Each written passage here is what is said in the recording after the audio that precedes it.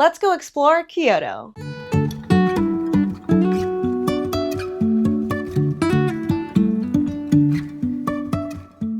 Good morning and welcome to the start of part 5 of my Japan travel series. If you're just now tuning in, my husband Lucas and I are exploring Japan for a total of 2 weeks. It is our very first time here and we're really excited to bring you guys along on our adventures to Tokyo, Disney, Kyoto, and Osaka. Today's video will be starting off with a day trip from Tokyo, followed by how we'll be spending our day here in Kyoto. I was not able to vlog very much during the travel portion of today. I was just focused on trying to get us to the right train line at the right time. Today was our very first day experiencing the Japanese public transportation system, and so there was a little bit of a learning curve there, but by the end of it, we feel like we kind of understand how things work. I am the furthest thing away from an expert, but I am happy to share how my experience went when traveling from Tokyo to Kyoto for the first time. Okay, so let me go ahead and rewind to the very beginning. We spent the last 3 nights over at Grand Nikko, Tokyo Bay Maihama. If you didn't catch the first part of this Japan travel series, we did do a hotel room tour for our experience over at Grand Nikko, but from there we had a 3-minute walk over to the Bayside Station. The Bayside Station is part of the Disney Resort line, also known as the Disney Monorail line. So we're very familiar with Bayside Station after spending the last couple days over at Disney. We used our Suica cards that we downloaded into our Apple Wallet, which highly recommend, so that way you don't have to use cash. We went ahead and loaded that up back at the hotel when we had stable Wi-Fi. Once we got onto the monorail, we went ahead and got off at the Resort Gateway stop. From there, it's another couple-minute walk over to the Maihama station. We used our Suica card again to get on the JR Keio line. From there, it was another 15-minute ride over to the Tokyo station. It was a little bit of a scramble trying to figure out where the Shinkansen train lines were, but honestly, we kind of just followed the crowd and we were able to find the blue line that was the Tokaido Shinkansen that took us towards Osaka. Kyoto is one of the stops on the way to Osaka. Honestly, you don't have to memorize these exact steps on how to get from Tokyo Disney to the Tokyo station. Google Maps worked really well for us and it made it really easy for us to follow the directions. We had about an hour before our bullet train, so I wanted plenty of buffer time just in case we got lost. We picked up a quick Starbucks just because it was convenient, and then we made our way over to our platform. Again, a lot of it was really intuitive, and so it made it really easy for us to find our car, which was car 9, and it was a green car. We did splurge on the green car, which is kind of like their first class. That way we had a little bit bigger and more comfortable seats, and it's more likely to be quiet, which it definitely was. Overall, we really enjoyed our trip. The 2 hours really flew by for us. We left the Grand Nikko Hotel around 7:30 a.m. and we arrived here in our hotel in Kyoto around 12:30. So about 5 hours later, we finally made it here to our next destination. Now that I've caught you guys up on our travel day this morning, I'm happy to share that we are all checked in now here at our second hotel of the trip. For one night, we will be staying at the Daiwa Roinet Hotel, located right next to the Shijo station. The lobby area was really clean and there's also a ton of complimentary amenities available to the guests. Our room isn't anything spectacular, but it's honestly perfect for just 2 adults who are only going to be here for one night. The biggest reason why we chose this hotel is for the location. The fact that it's a couple minutes walk from the Shijo station made it really convenient for us, and it's also a 10-minute walk over to the Nishiki Market, which is one of our top things that we want to see. And speaking of, we were actually planning on getting our lunch there. My understanding is that it is a long street filled with all types of different food stalls. As always, we will be bringing you guys along. Let's go explore Kyoto.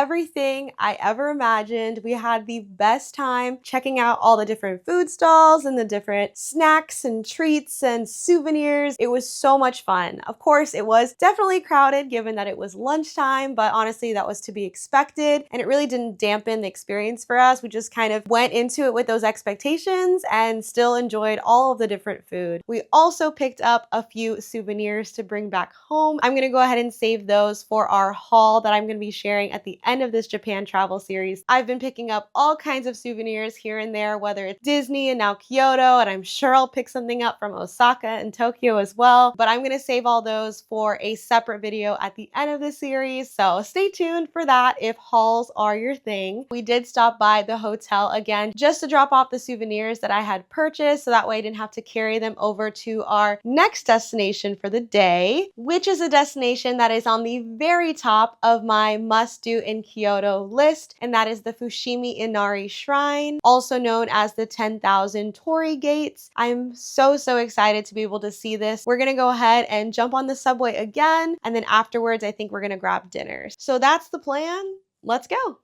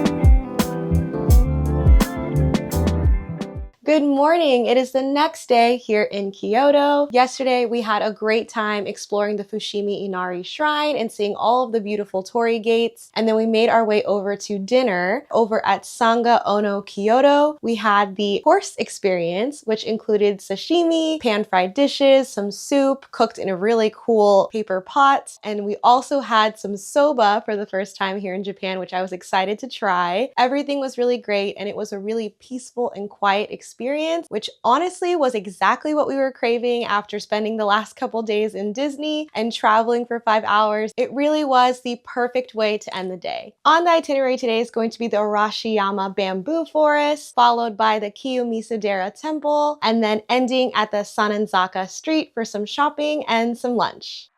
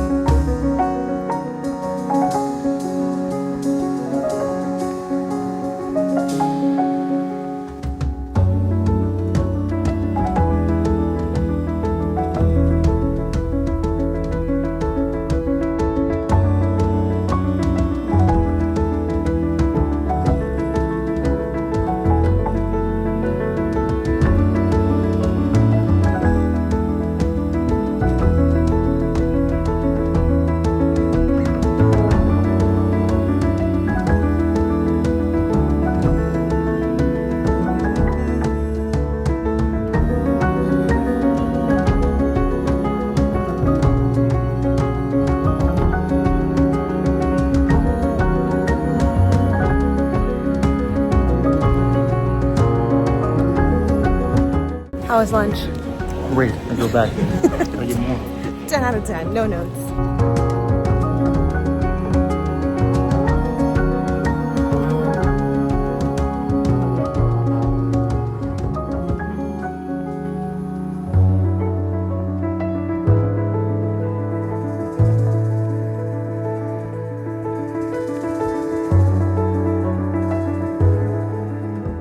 Checking in now that it's been many hours later, we had a fantastic time exploring Kyoto. After we saw the Kiyomizu-dera Temple, we ended up walking over to the Sannenzaka Street. First stopped at the Starbucks just because of the iconic location and the design of the store. Went and found lunch over at a really good ramen place. It was the first experience using kind of like the vending machine to order, so that was really fun. I would go back there again if we had time. For dessert, Lucas ended up trying the soy sauce mochi just because it was right around the corner from the restaurant. And then I ended up walking up the street to try the tanghulu, which is strawberry candy. It's like a frozen strawberry candy and it's so good. After our treats, we just continued to walk the Sannenzaka Street, just kind of taking in all the different stores, all the different sites, and of course, had to take a picture with the Yasaka Pagoda. That's pretty much a recap of our day in Kyoto. We ended up being a little tight on time to catch our bullet train to Osaka. We ended up taking a taxi to take us directly to our hotel to pick up our luggage and make our way over to the Kyoto station so that way we can head over to Osaka. And on that note, I will be ending the vlog here. This will be the end of the Kyoto portion of our Japan travel series, and I'll be starting off the next one over in Osaka. So thank you so much for joining us, and we will see you guys in Osaka for part 6.